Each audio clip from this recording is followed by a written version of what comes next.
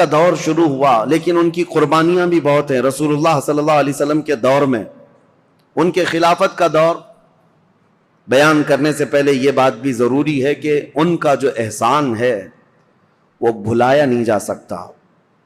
حضرت عثمان غنی کو اللہ تعالیٰ نے بے پناہ مال سے نوازا تھا۔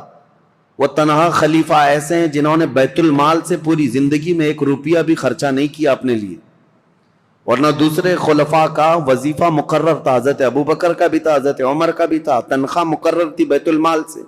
حضرت عثمان نے کوئی تنخواہ نہیں لی پوری زندگی بھر، بلکہ ان کا مال اتنا تھا کہ رسول پاک صلی اللہ تعالیٰ علیہ وسلم جیش العسرہ کے وقت، ایک جنگ میں جانے کے وقت ترغیب دے رہے تھے مسلمانوں کو کہ کوئی مال اللہ کی راہ میں خرچ کرے، تب حضرت عثمان غنی آئے تھے اور کہا تھا میری طرف سے 100 اونٹ اور ساز و سامان کے ساتھ۔ حضور صلی اللہ علیہ وسلم نے دوبارہ ترغیب دیا تو حضرت عثمان پھر کھڑے ہوئے کہا میری طرف سے 200 اونٹ اور ساز و سامان۔ تیسری مرتبہ حضور نے فرمایا تو حضرت عثمان کھڑے ہوئے کہا 300 اونٹ میری طرف سے اور ساز و سامان۔ نبی پاک صلی اللہ تعالیٰ علیہ وسلم کھڑے ہوئے، اور پھر حضرت عثمان غنی 1000 دینار، 40 دینار پر زکوٰۃ واجب ہوتی ہے، 7.5 تولہ سونے کے برابر 40 دینار ہوتے ہیں۔ 1000 دینار حضرت عثمان غنی جھولیوں میں بھر کر رسول پاک صلی اللہ علیہ وسلم کے پاس لا کر نظر کر دیا۔ حضور صلی اللہ تعالیٰ علیہ وسلم ان کے لائے ہوئے دینار کو الٹ پلٹ کرتے تھے اور منبر پر کھڑے ہو کر فرماتے آج کے بعد سے عثمان کو کوئی عمل نقصان نہیں دے سکتا، ان پر جنت واجب ہو چکی ہے۔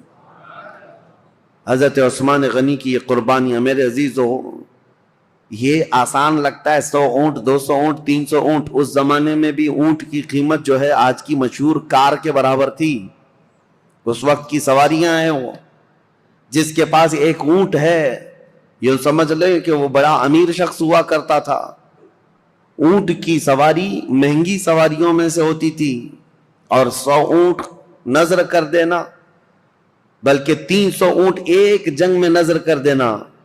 ایک تاریخ داں ہیں، مورخ ہیں، انہوں نے اس زمانے کے کیلکولیشن کے اعتبار سے اس وقت کی جو بھی اماؤنٹ انہوں نے دی تھی حضرت عثمان غنی نے، اس کو کمپیئر کر کے بتایا ہے کہ اس دور میں حضرت عثمان غنی کا دیا ہوا دان، دیا ہوا صدقہ، قیمت اور اس کی مالیت اگر کمپیئر کی جائے تو اس زمانے کے 1 ارب 20 کروڑ روپیہ بنتے ہیں۔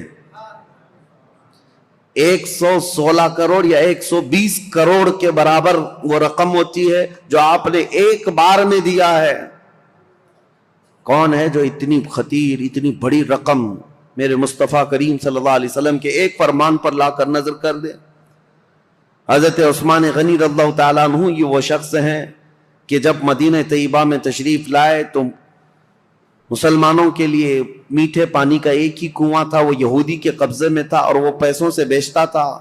حضرت عثمان غنی رضی اللہ تعالیٰ عنہ نے حضور صلی اللہ علیہ وسلم کے اس فرمان پر کہ کون ہے جو یہ کنواں مسلمانوں کے لیے خریدے تو اس کے لیے جنت واجب ہے، جنت کی نہر اس کے لیے، اپنے مال خاص سے اس کنویں کو خریدا حضرت عثمان غنی نے اور ہمیشہ کے لیے وقف کیا۔ بیر روما، وہ کنواں آج بھی مدینے میں ہے اور پانی سے لبالب بھرا بھی ہے۔ مدینے والوں کے لیے پانی کا سب سے پہلے انتظام کرنے والے عثمان بن عفان ہیں۔ ان کے علاوہ مدینے کی تجارت کا جو سامان ہوا کرتا بازار میں، یہودی پورے مارکیٹ پر قبضہ کیے ہوئے رہتے تھے، باہر سے آتے تجارت کرتے اور پیسہ بہت زیادہ لے کر جاتے۔ حضرت عثمان غنی نے پورے بازار کو کیپچر کر لیا تھا۔ یہودی تجارت کے قافلے کو مدینہ آنے سے پہلے ہی روک لیتے تھے اور پورا مال خرید لیتے تھے اور مدینہ طیبہ میں لا کر 10 گنا زیادہ قیمتوں پر وہ مال بیچتے تھے۔ حضرت عثمان غنی اس طرح تجارت کے قافلے خود ہی 2 منزلیں پہلے ہی جا کر کے پورا قافلہ خریدنے لگ گئے ہیں۔ خرید کر کے مدینے آتے اور یہودی پوچھتے عثمان یہ مال ہمارے ہاتھ بیچ دو۔ حضرت عثمان نے پوچھا ایک بار کتنا تم بڑھا کر کے دو گے؟ یہودیوں نے کہا کہ جتنے میں آپ خریدا ہے اس کا ڈبل لے لو۔ آپ نے کہا نہیں، اتنے کم فائدے میں نہیں بیچوں گا۔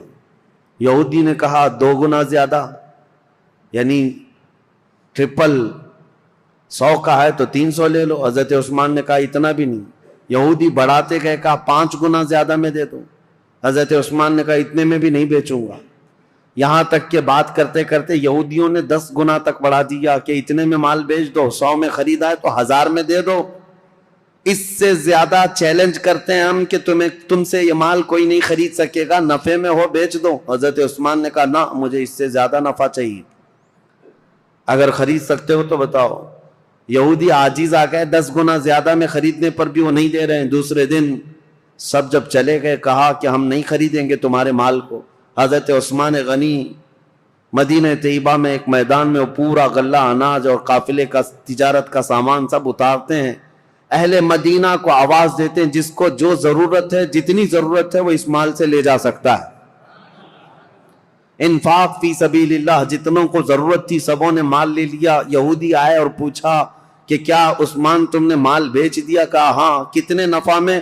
کہا میرے رب کے ہاتھ میں 70 گنا زیادہ نفع میں بیچ دیا. کیونکہ اللہ تعالیٰ نے فرمایا ہے کہ جو اللہ رب العزت کی راہ میں ایک خرچ کرے اللہ تعالیٰ اس کو 70 گنا زیادہ عطا کرتا ہے. میں نے بہت بڑا سودا کیا جو تمہاری حیثیت نہیں ہے دینے کی. یہ عثمان ابن عفان ہیں. اب آئیں, یہ خصائل اور یہ اوصاف حمیدہ ان کے سنانے بہت ضروری تھے.